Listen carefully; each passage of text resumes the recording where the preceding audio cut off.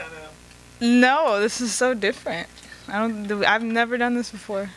So you never got a win, and someone go, "Hey, tell me about your win." Well, yeah, but I mean like this. I guess it's just everybody at one time. Okay. Ava, so first night in MMA, how was that for you? It feels really good. It's a very new experience, but it just felt like another fight. I mean, you were telling us the whole time, of course you worked on your sprawl, of course you worked on everything. How did that practice feel when she finally shot in on you and you were able to defend the takedown? Everything that I learned in camp is what happened that night, or in that first round, and it was useful. I remembered it. I used it to my advantage, and if I had to sit there and just let it sit out for the rest of the round, that's what I knew I had to do. You had your students, Chris Pratt, Joe Jonas, shouting you out. You know, what was that like to have them publicly say, "Hey, we want to see you kick some butt tonight"? It's great because, you know, we're all in the gym together. We all fight together. We all throw punches at each other. So it's good just to see that support. Last one for me. Which one of them's the better boxer, Chris or Joe? Oh man, they're all good. Everybody in the gym goes there to beat people up. So I mean, they all have their good moments. Which one has the best chance of making it a career then? I don't think any of them want it. So, you know, that makes the difference. Mhm. Randy Couture said before this fight he was so impressed with your demeanor and just how calm you were. How did you feel in there? I felt calm, you know, and I just knew that everything that I learned I was going to have to use, and if I didn't, I was just going to do what I've done my whole career. And when she's getting you on the ground like that in the first round, like what's going through your head? Are you just like, I got this, it's all good? It was just stay calm, don't do anything stupid. If you can't get back up, just find somewhere you can sit down and they make you stand up. That was pretty much it. How tight was that triangle? Not tight enough to make me stop. Like, I mean, I was just, you know, it was like, was there? I could still breathe, but the thing was, even though she had me in the triangle, she was breathing harder than me, and I knew that. So I felt like even though I was sitting there, I was winning. So at what point did you know you had her finished? You know, in the second round, I saw all those headshots hurting her, but she was just really tough. And the third round, I saw every time I went to the body, I heard that little oof. So I knew that was going to be the one that was going to take her out.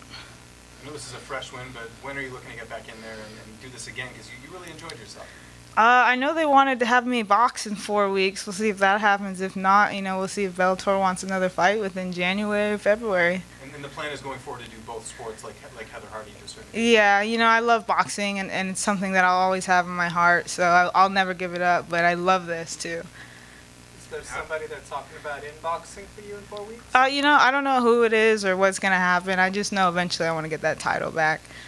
Was there anything surprising that you kind of didn't anticipate either in this, you know, the game of MMA or in your opponent? The only thing I know is in boxing, everybody looks at the way people look, and they're like, oh, she's not anything.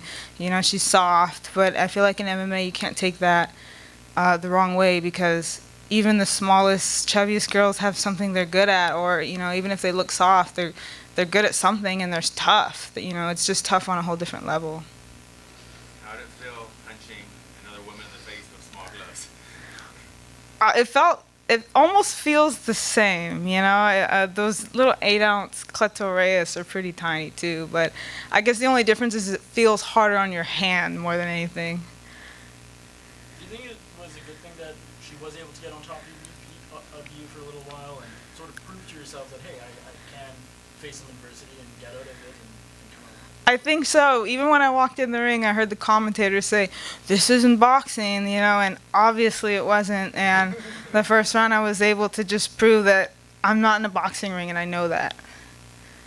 So, just quickly, I guess, how is this experience compared to just a normal boxing event for you from the fight week experience at least? You know, the one thing that makes a difference is even though I'm an undercard fighter and a female, I still feel like a fighter in the sport, you know, and not comparing it to boxing. It's just an older man's sport, but it just feels good to see that everybody appreciates the fighters no matter where they are in their career or what they're doing or who they are.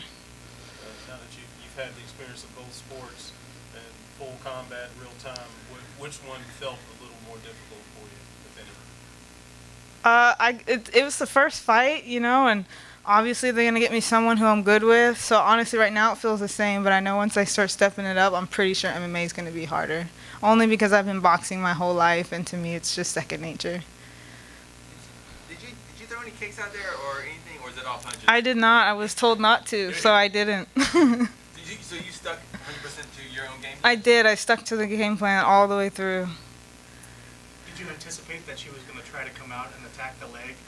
Because maybe of a boxer stance, we maybe have your leg out. Did you think she was going to come out? Of course. Yeah, you know, even when I watch MMA, I think, why don't they just break the legs down? And I knew that was going to happen to me. And I guess I have good enough range and awareness to know that I needed to either take a step back or, you know, my checks didn't land right, but I did try. Your efforts toward MMA, have you feel that they've hindered at all your progress as a boxer? No, I actually think it's made it better. If anything, it's just making me a tougher fighter and bringing out a better fighter in my boxing. Do you plan to campaign for a strawweight division in Bellator, and do you feel like you're that fighter they can build? That's the goal. I think if they don't have anyone at 115, I'm the one to bring up. You know, well, there's rumors about other people coming in from 115, and I'd love to have a chance at them. With the ability to box and do MMA, how many times are you looking to fight in a year? As many as I can, as many as my body will let me. I don't know what number that is, but I would love to fight, you know, with boxing and MMA at least 5 times a year until my body doesn't let me. So when you go back into the gym, into an MMA gym, what are you training on first? I think it's the same thing, you know, we emphasized our camp on the ground and ended up on our feet, and I think that's the best way to go because I'm comfortable on my feet, but the best thing I need to learn is how to be comfortable on the ground. Do you feel comfortable? Or You know, right now I'm comfortable enough to, you know, obviously not want to be there, so. Do you have any advice for your fans at home who are thinking, maybe I could fill her shoes or I could potentially do what she's doing and revolutionize the sport for all women around the world? You know, my best advice to anyone, and woman or man, is do what you want and have fun. As long as you have a heart for it and you want to do it, just do it. Don't worry about what anyone else says. Because everyone said a boxer couldn't do MMA, and although I still have a long way to go, I'm here doing it. Besides your fight, do you have any other... I'm so sorry. I just lost it there. go ahead. Go. You good? Thank you. Thank you.